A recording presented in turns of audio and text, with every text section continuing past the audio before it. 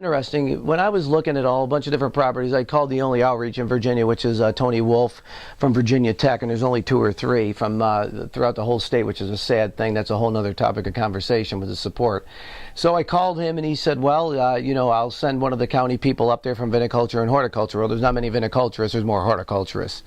And so Jason came over. I came to this property because this is one of them that I liked amongst all the other ones. And I saw a guy with a ponytail. Didn't have really a road here. I come driving up with my daughter. And I go, who's in my land over here? And I see him plugging holes. And, I come up driving with my Hummer, probably a suit on from a business thing. And I have my daughter. And he's in shorts and the sweat digging stuff. So I asked him. And we hit it off. And over a period of 3 to 4 months of all our other sites we were looking for, and all of them he evaluated, we came back here and we sat on the back porch, and I said, what do you think of this place, before I commenced and bought it? And he said, well, I looked at all three of the sites that you really like, and they're the best 3 sites I've ever seen in Virginia. And he goes, they offer so much different from one to another, but they're all about the quality of the viniculture. And I didn't really know what he meant by then, but I do certainly know now. And he said, this is definitely one of the best winery locations because you're right off the highway. It's got every aspect of it in your views. And that's really how I found the place.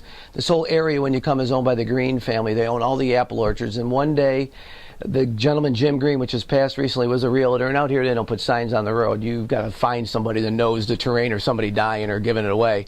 Well, this was their smallest parcel of land, and this was an old abandoned French farmhouse. And that's why the parking lot was round and flat. It was a horse riding stable. I saw the vision still there on the side.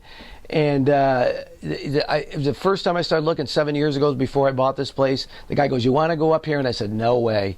And so we looked and looked, and then right around that time, I started calling Jason for more properties.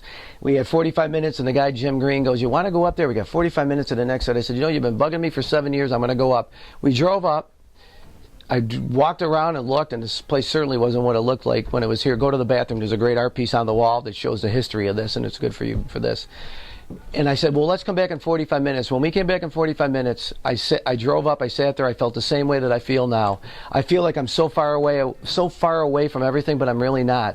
Marketing, location, location, location. Don't spend $1 unless you have to. Name a winery off a highway, a major highway. There's only 2 or 3 in Virginia. I can say anywhere on the East Coast or anywhere. Go an hour west on Interstate 66 from D.C., get off at exit 18, look left on the hill, there you are. I don't have to turn at the barn around the corner.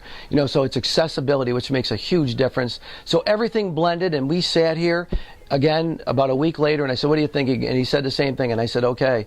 And then he goes, are you looking for a consultant? And I said, I'm looking for a consultant, but I'm looking for an educator. And as you saw today, he's not just a consultant, he's an educator. And that's why a lot of other wineries want him to still teach there, but they'll never understand it, so we don't anymore. Because you can tell somebody what to do here, but go do it. And stay on top of it every day. You can't. You heard him say in the way about the vineyard, when people were asking him, it was never about the wine. It was about the vineyard.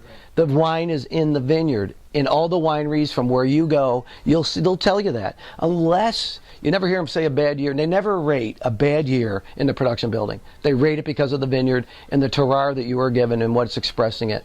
And that's how everything came into play. And he became my consultant, then he became full-time, and we have full staff. We don't do volunteers. We're very tight-knit. I don't want to be a babysitter like my other companies were. This is why we're hands down and on the line. And all of us all of us will do something. We're not worried about it, and that's the most important thing. We all love. Well, harvest, as you heard, it goes for us from about September, maybe a little earlier this year, all the way to November. So I have a full-time staff that does it. And we don't pick them based upon that block that needs it. We block it based upon the road it needs it. So he'll come in on a Sunday and say, this is going now. So he'll pick it, or we'll have staff here to do it. Like I said, we do not do volunteers. The only time we would do that is if we feel that there was a hurricane path coming that would be strong enough winds to knock over the vineyard. Then we would probably bring in some people that he knows personally that would do it based upon what he likes to see happen. Have you had that happen? Not yet. No. It happened before I opened, so we didn't care. Right. Yeah, I didn't care. We weren't open then, and we weren't using any of our fruit at that point, so it didn't matter. Gotcha. But site selection determines a lot of that anyways. Believe me, we get 80-mile-an-hour winds up here like no problem coming through the mountains. Yeah, it's interesting because of my travels all over and collecting wine, I fell in love with that area. It's a very similar to Virginia because they do very small quantities. They're controlled by AOCs and DOCs, and it makes a huge difference. And they grow one grape per winery or domain or whatever it may be. That I would love to do that. If I could sell my bottles of wine for $500 to $600 a bottle, I would love to do only one red wine, but unfortunately we're not in that world. It was because they could focus in on the quality of what they could grow exactly for the terrain that they are given, not create something and fight off the elements that aren't natural. And that's what I like about that region. But I like that about France in general because they're all controlled by the AOCs and DOCs with a lot of research.